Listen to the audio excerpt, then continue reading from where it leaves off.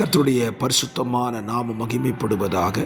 ஆசீர்வாதமான ஒரு நல்ல காலவெளியிலேயும் உங்களை கர்த்தருடைய வார்த்தையினால் சந்திப்பதில் மிகுந்த சந்தோஷம்.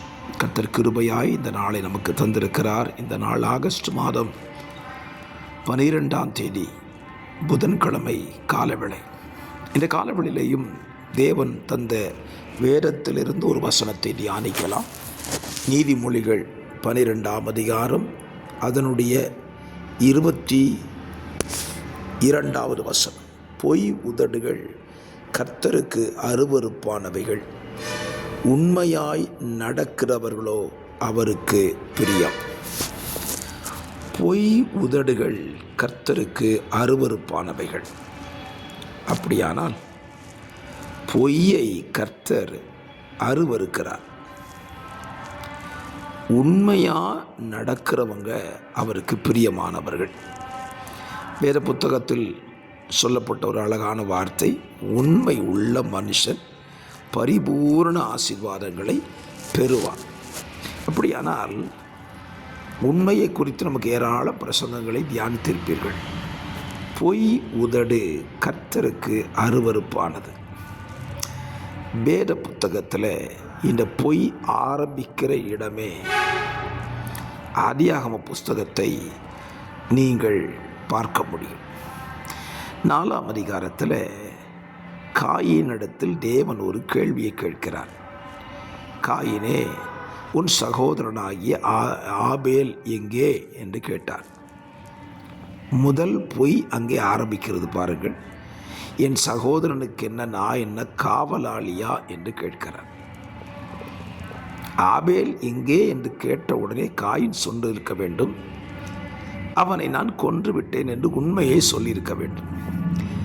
அன்றைக்கு எனக்கு தெரியாது, அவனுக்கு நான் என்ன காவலாளியா என்று ஆரம்பித்த அந்த பொய்யின் ஆவி இன்று வரைக்கும் அது தொடர்ந்து கொண்டு தானே இருக்கிறது. ஆண்டவர் எதை அருவருக்கிறார்? பொய்யை அருவருக்கிறார். அன்றைக்கு ஒருவேளை காயின் உண்மையை சொல்லியிருந்தால் என்ன நடந்திருக்கும் யோசித்து பாருங்கள். உண்மையை சொல்லியிருப்பானால், நீர் என்னுடைய பலியை அங்கீகரிக்கவில்லை, என் சகோதரனுடைய பலியை அங்கீகரித்ததினால் அவன் மேல் ஏற்பட்ட கோபதாபத்தினால் அவனை நான் கொன்றுவிட்டேன் என்று சொல்லியிருந்தால் என்ன சம்பவித்திருக்கும்? இன்றைக்கும் நம்முடைய வாழ்க்கையை சற்று சிந்தித்து பார்ப்போம். நாம் பேசுகிற பழகுகிற நபர்களிடத்தில் சர்வ சாதாரணமான பொய்களை சொல்லிவிடுகிறோம். ஏனென்றால் அது பொய் என்று நமக்கு தெரிவதில்லை. ஒரு சின்ன உதாரணம் சொல்லுகிறேன். நம்மிடத்தில் ஒரு நபர் கேட்கிறார், காலையில் என்ன உணவு அருந்தினீர்கள்? உண்மையான உணவு நமக்கு தெரியும். அதை சொல்லுவதற்கு நாம் யோசித்து வேறு ஒன்றை சொல்லிவிடுகிறோம். இது தவறா என்று கேட்கலாம். சொல்வது பொய்தானே. ஒரு தேவ பிள்ளை எடுத்துக்கொள்ளுங்கள், பரிசுத்த ஆராதனைக்கு வரவில்லை.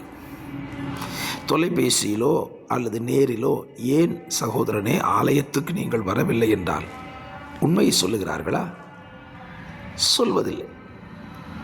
இப்படி பொய்களை சொல்லி சொல்லி பழகினதனுடைய விளைவு என்ன? உண்மையை பேசுவதை மறந்து விடுகிறோம். இந்த காலவெளியில் உங்கள் வாழ்க்கையை யோசித்து பாருங்கள். நீங்கள் தேவன்கிட்ட உண்மையை சொல்கிறீங்களா? மனிதனிடத்தில் உண்மையை சொல்லுகிறீர்களா? சபை ஊழியரிடத்தில் உண்மையை சொல்லுகிறீர்களா? யோசித்து பாருங்கள். பழைய ஏற்பாட்டிலே புதிய ஏற்பாட்டிலேயும் ஏராள சம்பவங்கள் இருக்கிறது. அனனியா சப்பிரா என்பவர்கள் தங்களுடைய காணியாட்சியை விற்று அப்போஸ்தலருடைய பாதத்துக்கு கொண்டு வந்து வைக்கிறார்கள். பேதுரு கேட்கிறான், அனனியாவே, உன் ஆஸ்தியை இவ்வளவுக்குத்தான் விற்றியா என்று கேட்கிறார். அனனியா என்ன சொல்லியிருக்க வேண்டும்? இல்லை, விற்றது அதிகம், ஒரு பங்கு கர்த்தருக்கு. ஆண்டவர் அவனை அடித்திருக்க மாட்டார். ஆனால் விற்றதை மறைத்து பொய் சொன்னதனுடைய விளைவு மறைத்தே போனான். ஆகவே இந்த காலவெளியிலே உங்கள் வாழ்க்கையில் எதற்கும் பதில் சொல்வதற்கு முன்பதாக யோசியுங்கள். பொய் உதடுகள் கர்த்தருக்கு அருவருப்பானவைகள். உண்மையை பேசுவோம், ஆசீர்வாதங்களை பெற்றுக்கொள்வோம். பிதாவே, இந்த வார்த்தையின்படி இந்த நாளிலே நடக்க எங்களுக்கு கிருபை தார். நம்முடைய பிள்ளைகளை ஆசீர்வதியும். இயேசுவின் நாமத்தில் பிதாவே, ஆமென்.